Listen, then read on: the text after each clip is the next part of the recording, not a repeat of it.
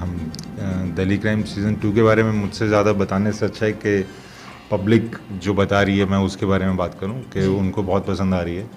और आप उस सीरीज़ में सिर्फ दिल्ली क्राइम को ही नहीं देखेंगे बल्कि उसके अलावा कुछ और ऐसे मुद्दे आपको देखने को मिलेंगे जो कि जिसको सिर्फ छेड़ा गया है और आप तक रखा गया है कि आप उसको किस नज़रिए से देखते हैं और उस पर क्या करने की सोचते हैं, है ना। जैसे कि बहुत उसमें ट्राइब्स के बारे में बताया गया है।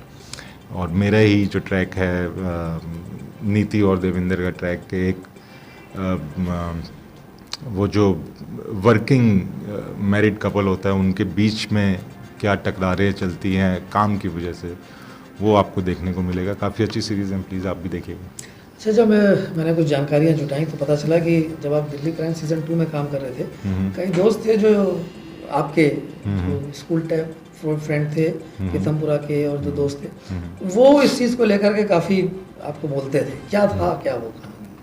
नहीं, वो कुछ नहीं, वो वही है कि वो इसमें जो मेरा जो देवेंद्र का जो कैरेक्टर है वो एक हस्बैंड अपनी वाइफ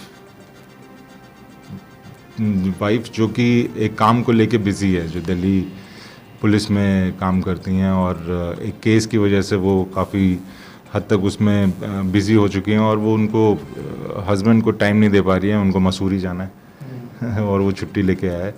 तो वो हस्बैंड जो है वो क्यों उस चीज़ को नहीं समझ पा रहा है कि वो उसका बिज़ी होना जो है वो भी बहुत इम्पॉर्टेंट है, उसको क्यों नहीं वो रिस्पेक्ट दे पा रहा है। उसकी वजह से कई मेरी फीमेल फ्रेंड्स हैं, वैशाली अहलावत है जिसका मैंने जिक्र किया था, जिसके कहीं आप जो बात कर रहे हैं, कि उन्होंने मेरे को फ़ोन करके बोला था कि मैं अभी देख रही हूँ वो सीरीज़, और देखते देखते उन्होंने बीच में कहा कि मेरा मन कर रहा है कि फ़ोन से निकल के थप्पड़ मारूं, क्योंकि वही चीज़ कि वो उस हस्बैंड का अपनी उस वाइफ के काम को ना समझना की वजह से उनको वो लग रहा था। फेस करना पड़ा।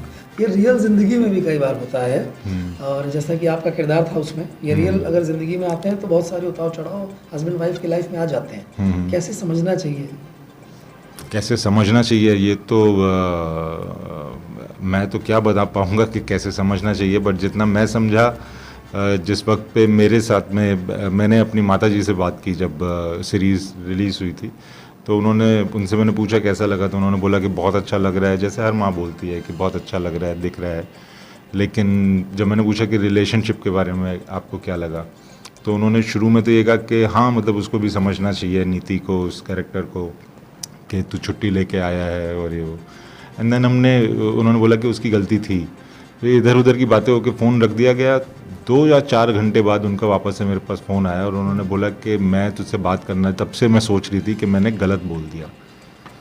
तो मैंने कहा क्या गलत बोल दिया? तो उन्होंने बोला कि मुझे लगता है कि गलती उसकी नहीं तेरी थी, तुमको वो समझना चाहिए था, देवेंद्र को वो समझना चाहिए था कि वो जो है बेशक से तुम लोगों का प्लान बना हुआ था मसूरी का, लेकिन उसका केस आने की वजह से तुमको उसको, देवेंद्र को उसको वैसी रिस्पेक्ट देनी चाहिए थी।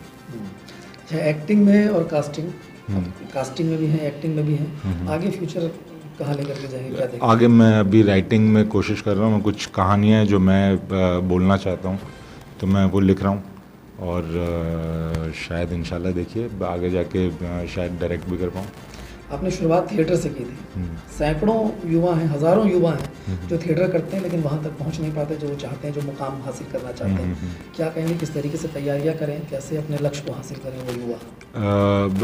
इस चीज़ में मैं शायद अपने फादर की बात आपसे शेयर करना चाहूँगा कि जिस वक्त मैं बचपन में ये सोचता था कि मेरे को भी एक्टर बनना है और ये सब कुछ करना है, तो पापा भी हमेशा से सपोर्टिव थे कि हाँ तुमको करना है, तुम करना, एक्टर बनना है, ये है, सब कुछ है। लेकिन जिस वक्त वो टाइम आया जब मैंने उनको बोला कि मैं बॉम्बे जाना चाहता हूँ, तो उन्होंने कहा कि बॉम्बे जाने से पहले अपने आप को प्रिपेयर करो। मैंने कहा प्रिपेयर करो, कैसे करो? तो उन्होंने कहा कि थिएटर शुरू करो। तो किसी भी काम को करने से पहले उसका प्रिपरेशन बहुत ज़रूरी है। तो वही मैं कहना चाहूँगा लोगों को कि बॉम्बे जैसे शहर में जाने की जल्दबाजी ना करें, उससे पहले उस क्राफ्ट को लेके जो है प्रिपरेशन बहुत ज़रूरी है। आने वाले प्रोजेक्ट्स के बारे में बताएं, कहाँ कहाँ लोग आपको देखेंगे? आने वाला प्रोजेक्ट जो है मेरा फ़िलहाल एक बिंदिया उसका नाम है, वेब सीरीज़ है। उसमें बहुत ही उम्दा कलाकार हैं, सौरभ शुक्ला जी हैं, सीमा बिस्वास हैं, तनिष्ठा चटर्जी हैं, रणवीर शौर्य हैं, शीबा चड्ढा हैं। तो बहुत मजे हुए कलाकारों के साथ मुझे काम करने का मौका मिला है इस बार। और उसके बाद में धनबाद करके एक वेब सीरीज़ है, और अभी फ़िलहाल मैं एक रफू चक्कर सीरीज़ कर रहा हूँ जिसमें कि वकील का कैरेक्टर मैंने निभाया, जो कि बहुत ही, मैं कहूँगा कि मेरे लिए बड़ा चैलेंजिंग था उसको करना। वो कोर्ट रूम ड्रामा को, वकील जो होते हैं, लॉयर्स की जो मैनरिज्म होती है, उनकी बातचीत करने का तरीका और वो सब कुछ, उसको करने में मेरे को बड़ा मज़ा आया, सेटिस्फेक्शन में।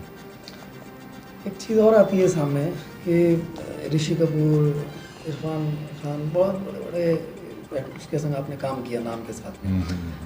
डी डे जो मूवी थी उसमें नवाजुद्दीन जी को जो किरदार मिलने वाला था, किसी कारण से वो आपको मिला, क्या था वो कहानी पूरी?